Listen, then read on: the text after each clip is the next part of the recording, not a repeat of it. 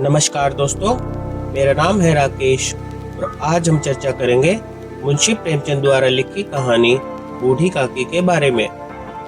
जिस औरत की संपत्ति से पूरा घर चलता था, वही औरत एक रात झूठी पतलों से उठाकर खाना खा रही थी।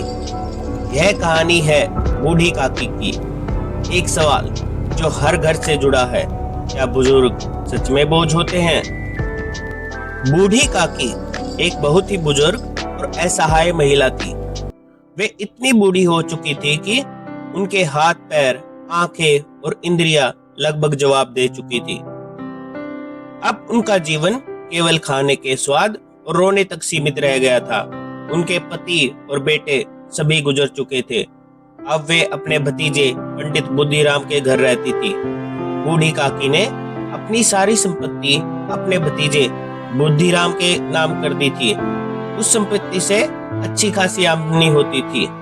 इसके बावजूद बूढ़ी काकी को पेट भर खाना तक नहीं मिलता।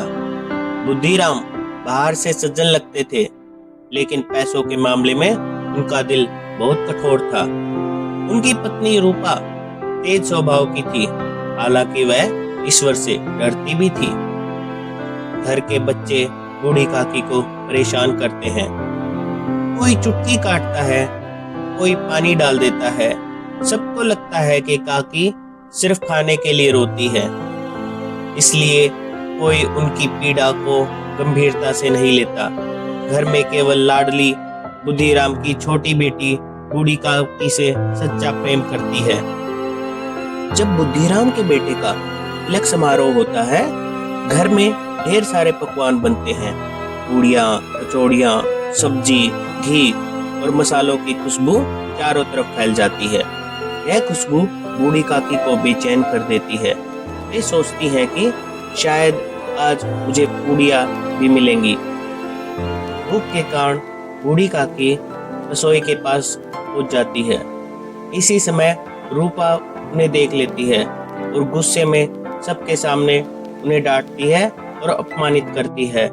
बूढ़ी काकी चुपचाप अपनी कोठरी में वापस चली जाती है। यह अपमान उनके दिल को बहुत तोड़ देता है। सभी मेहमान, नौकर, बाजे वाले सब अपना पेट भर के खाते हैं, लेकिन बूढ़ी काकी को कोई नहीं पूछता। यहाँ तक कि उन्हें अंधेरी कोठरी में बंद कर दिया जाता है। रात में जब सब सो जाते हैं, लाडली चुपके से अपनी बचाई हुई पूरियां बूढ़ी काकी के पास ले जाती है। काकी भूख से टूट पड़ती है, लेकिन थोड़ी पूरियां होने के कारण भूख और बढ़ जाती है।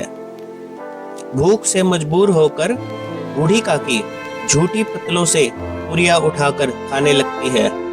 यह दृश्य कहानी का सबसे मार्मिक और दर्दनाक क्षण है। इसी समय रूपा यह सब देख लेती है।